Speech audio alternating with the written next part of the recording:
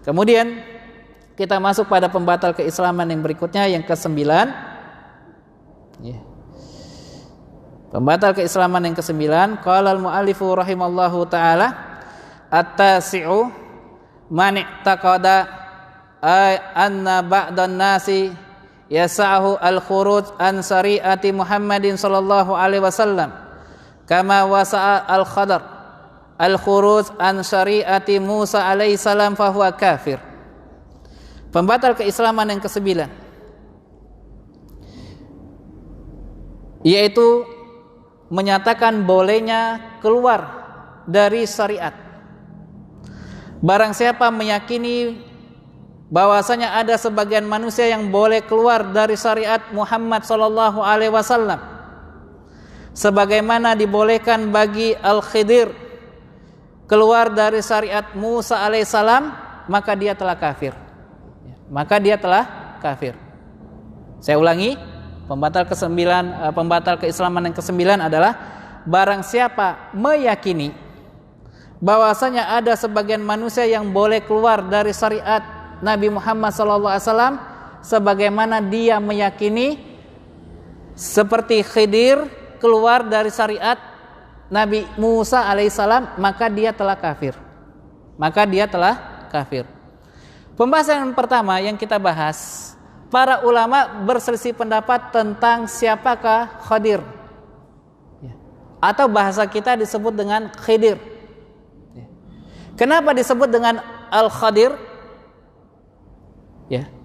Khadar ataupun Khadir disebutkan dalam hadis yang diriwayatkan oleh Al-Imam Bukhari.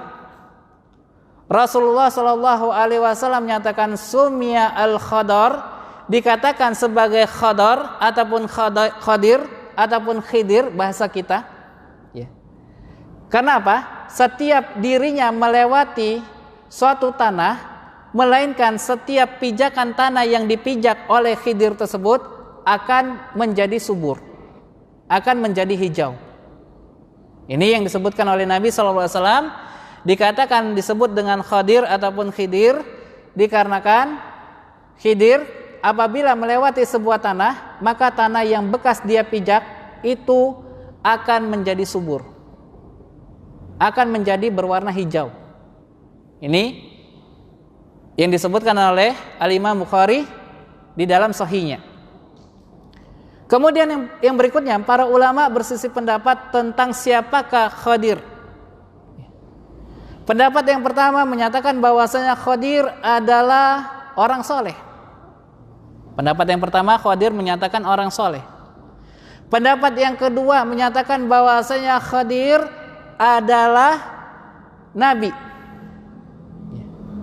Pendapat yang kedua menyatakan Khadir adalah nabi. Pendapat yang ketiga, yaitu ada yang menyatakan bahwasanya Khadir adalah seorang wali.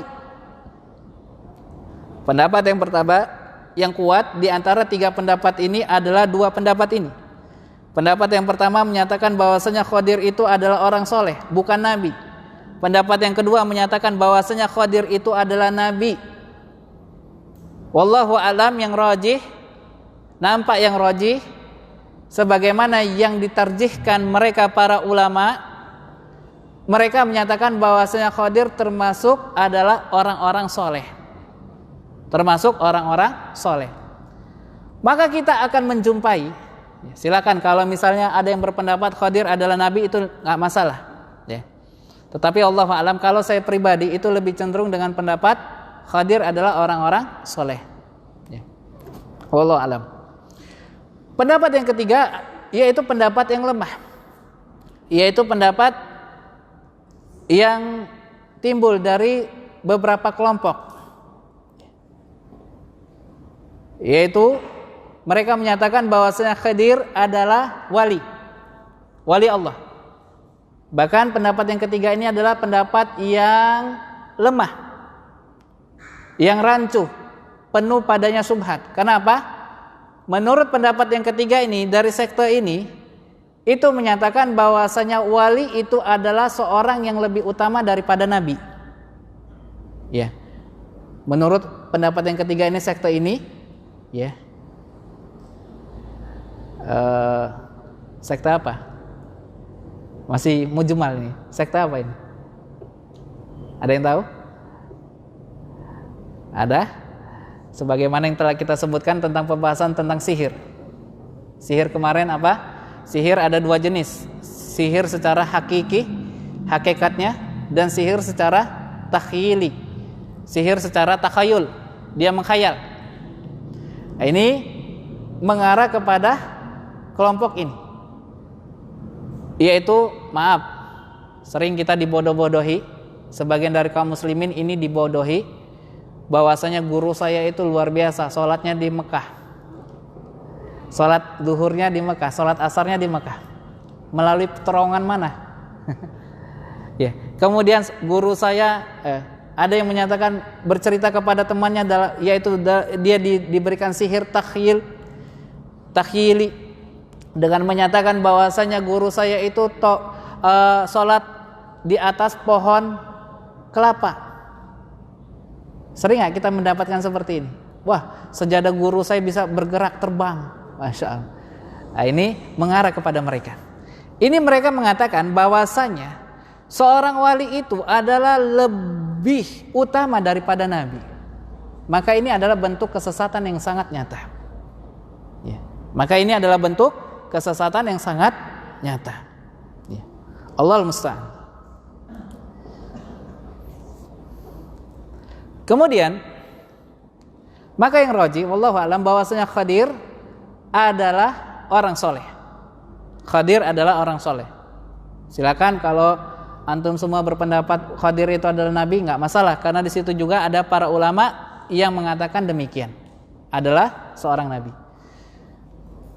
Ini dia dalil Allah Subhanahu wa taala menyebutkan tentang perjumpaan Musa dengan Khidir. Allah sebutkan di dalam surat Al-Kahfi.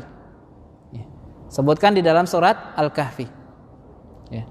Maka disebutkan tentang perjumpaan antara Nabi Musa dengan Khidir. Ya. Maka di situ didapat pelajaran bahwasanya Khidir tidak bersyariat, tidak memakai hukum yang dibawa oleh Musa alaihissalam. Padahal Musa adalah nabi. Ya.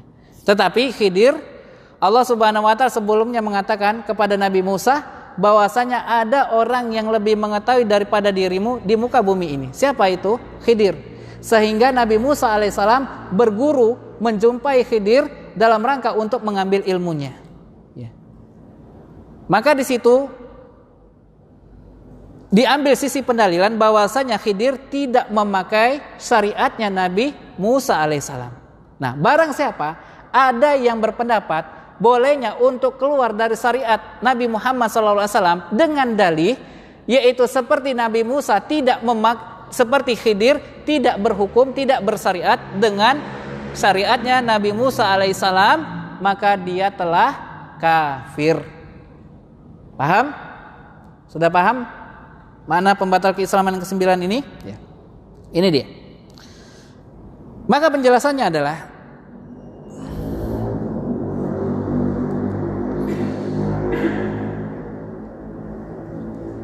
dikatakan oleh Syekh Shalih Fauzan hafizahullah taala atasi, man ajaza li ahadin ay yakhruja an syariati Muhammadin sallallahu alaihi wasallam li anna Allah ba'atsa Muhammadan sallallahu alaihi wasallam ila nas kafah wa aujaba ta'atuhu 'alal alamin wa ma arsalnaka ila rahmatan lil alamin. Wa qala azza wa jal wa ma arsalnaka ila kafatan linnasi basyira wa nadhira. Wa qala ta'ala qul ya ayyuhan nas inni rasulullahi ilaikum jami'ah. Faman lam yastajibil lirrasul wa yattabi hadar rasul fahuwa kafir. Sawa'un akana yahudiyan aw nasraniyan aw majusiyan aw ayyi millatikan li'annahu yab'atsuhu awjaba Allah ta'atuhu wattiba'uhu wa man kana ala dinil yahud wa nasraniyah fa innahu qad tusih yab'atsuhu sallallahu alaihi wasallam fala yasa ahadan ay yakhruja an ta'atihi. Dikatakan oleh Syekh Shalih Fauzan hafizallahu taala, barang siapa membolehkan bagi seseorang untuk keluar dari syariat Muhammad sallallahu alaihi wasallam, karena Allah mengutus Muhammad sallallahu alaihi wasallam kepada seluruh manusia dan mewajibkan kepada seluruh alam untuk taat kepada beliau sallallahu alaihi wasallam. Dalil yang pertama, Allah Subhanahu wa taala, maksudnya dalil kita wajib untuk mengikuti Rasul. Disebutkan di dalam surat Al-Anbiya, maksudnya wajib mengikuti syariat Rasul. Disebutkan di dalam surat Al-Anbiya ayat yang ke-107, "Wa ma arsalnaka illa rahmatan lil alamin." Dan tidaklah kami mengutus kamu wahai Muhammad melainkan untuk menjadi rahmat, kasih sayang bagi semesta alam. Dalil yang kedua, di dalam surat Saba ayat yang ke-28, "Wa ma arsalnaka illa kafatan linnasi basyira wa nadhira." Dan kami tidaklah mengutus kamu wahai Muhammad melainkan kepada umat manusia seluruhnya sebagai pembawa berita gembira dan sebagai pemberi peringatan. Dalil yang berikutnya disebutkan di dalam surat Al-A'raf ayat yang ke-158, "Qul ya ayyuhan nasu inni rasulullahi ilaikum jami'a."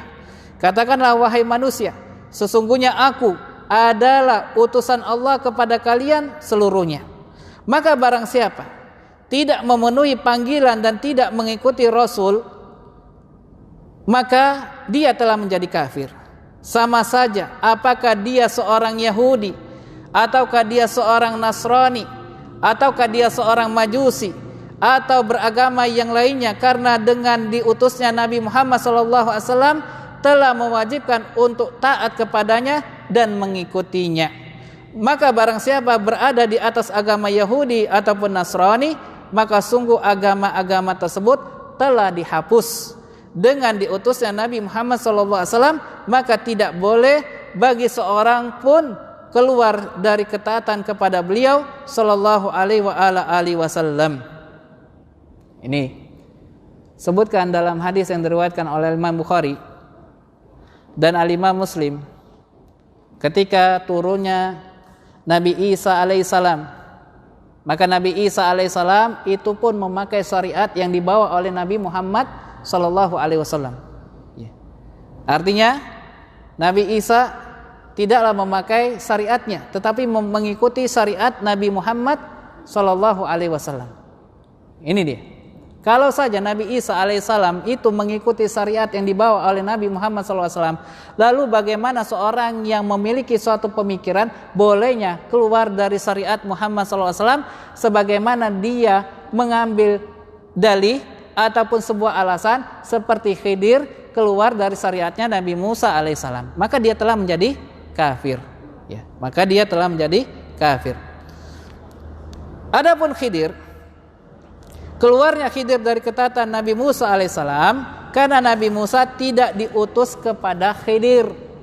Ini alasan kita bantahan kepada mereka bahwasanya Nabi Musa bukan diutus kepada Khidir. Ya. Juga karena risalah Nabi Musa adalah khusus untuk mereka Bani Israel. Kepada siapa? Bani Israel. Nabi Musa diutus oleh Allah untuk Bani Israel, bukan kepada Khidir. Ya, ini dia. Allah Subhanahu wa taala sebutkan di dalam surat As-Saff ayat yang kelima, wa idh qala Musa liqaumi ya qaumi lima tu'dzunani wa qad ta'lamuna anni rasulullahi ilaikum. Dan ingatlah ketika Musa berkata kepada kaumnya, wahai kaumku, mengapa kalian menyakiti diriku sedangkan kalian mengetahui bahwasanya sesungguhnya diriku adalah utusan Allah kepada kalian. Maka risalah Nabi Musa alaihissalam hanya untuk Bani Israel, tidak untuk seluruh manusia. Berbeda dengan Nabi Muhammad. Syariat Nabi Muhammad itu untuk seluruh manusia. Apakah dia seorang Yahudi ataupun Nasrani ataupun Majusi, wajib untuk mengikuti syariat Nabi Muhammad SAW, bukan untuk keluar dari syariat Nabi Muhammad SAW. Ya. Kita tutup dengan doa kifaratul majlis. Subhanakallahumma bihamdik, asyhadu an la ilaha illa anta astaghfiruka wa atubu ilaik. Assalamualaikum warahmatullahi wabarakatuh.